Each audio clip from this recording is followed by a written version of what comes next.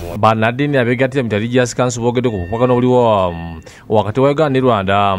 Wabula ffe okusaba kwaffe kwakubeera nti embeera edda mu nteeko abantu bano nga balina ebizibu ebitawaanya bireme kutuuka kubeera nti abantu bakosebwa naye bo batuule ku mmeeza babeere ng'ensonga ezo zitunulwamu. Mu lukola namuli otuziddwa ku kitebe kya Bwemengo, Mufti wa Uganda Shikisha Mbajja ategeeza ng'embeera eriwo bwekose nnyo abantu ddala abasuubuzi abalina ebyamaguzi ebyonika mu mawanga gomberere.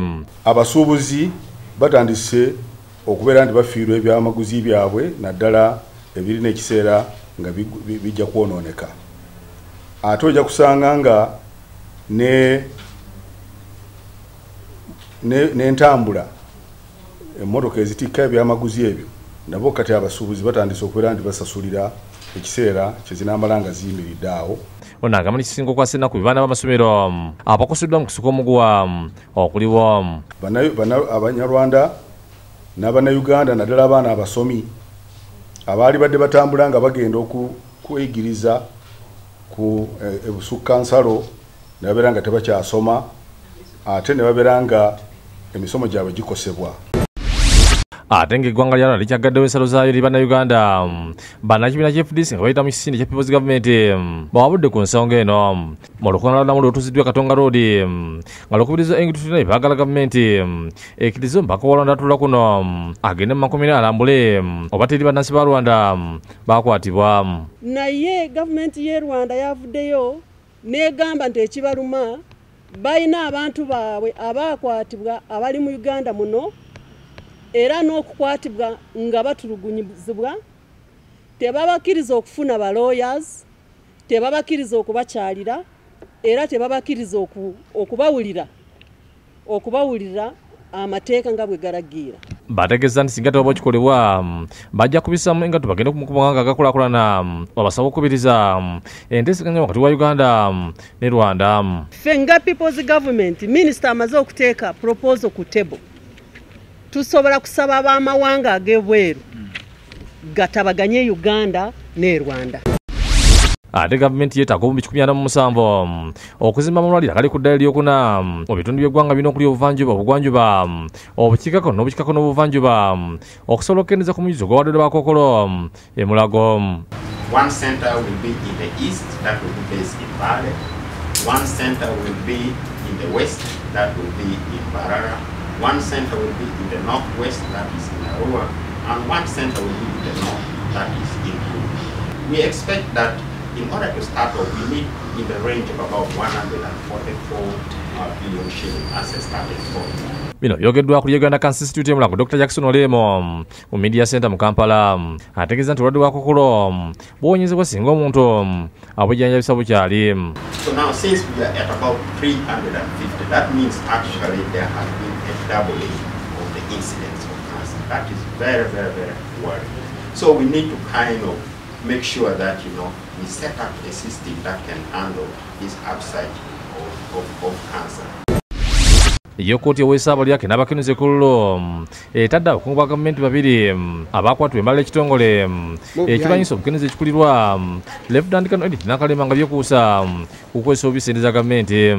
Kuliko ttawunikira akawembala Edward Lwanga n'omubalizi w'ensimbi Richard Kaleerwe mu munisipale y'Embalala basimiddwa mu maaso g'omulamuzi Pamela Lamo nga temukkiriziddwa bannamawulire basomera emisango okuli ogw'okuwa embalirira enkyamu n'okumpanya ensimbi ezisoba mu bukadde 6. Bayimuddwa akalu ka kkooti ne balagirwa okuddamu okweyanjula nga 4 omwezi ogujja.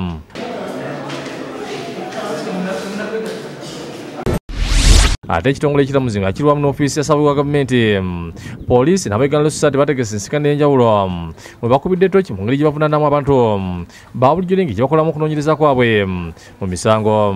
Ensikana eno ebadde maaso g'omulamuzi wa kkooti enkulu Jane Francis Abodo bw'abaludde omusango bw'okuziganya ebbo nga poliisi n'oluddala ssaabawe wa gavumenti balambike ku ngeri gye bawamu obujulizi. Babbinkanye badde bawa obujulizi ku musonga omuwala asangiddwa ng'akwatiddwa kyokka ate babuziddwa ebibuuzo ne babyanukulirwa maaso g'omulamuzi.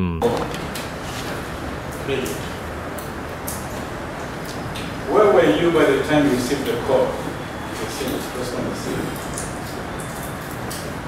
I was still at the forensics premises. My lord, I can estimate it, not sure. I can estimate it to be around 4 kilometers. Actually, the report says you arrived at the scene at 21:15. That's 15 minutes. And I submitted this on 6 March.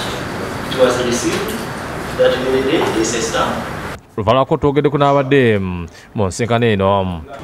Baffe bannassaayansi tujja ne twegezaamu ne bannaffe abannamateeka okutegeera wa tulina okutereezaamu.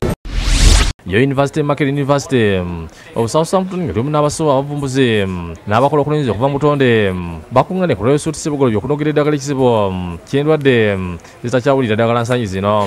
Beegatiddwako aba Network for Antimicrobial Resistance and Infection Prevention abakulembeddwa mu Dr. Nazilas Mvuna Tumwesige, Dr. Kajumbira Henry ne Professor Timothy Langton okuva mu University ya Southampton. Balabudde abantu okuwala okwesa eddagala ne tubafunye kweberebwa kusooka. People are very aware of the problems of cancer and the problems of global warming. We teach them in schools. And yet both those problems will be made far worse by antimicrobial resistance. Okuweereza eddagala, wrong drugs, n'okuweereza eddagala in non-proper way. Abantu n'obaweereza tu eddagala gye bateetaaga. Balabudde n'abo b'ensolo n'ebinyonyi by'awaka eddagala nga bagala bigejje oba bikule mangu nakyo kya bulabe. Tuleme kukozesa ddagala lino mu bisolo byaffe nga abasawo ba vet tebakoze eki tebatuwadde magezi ago.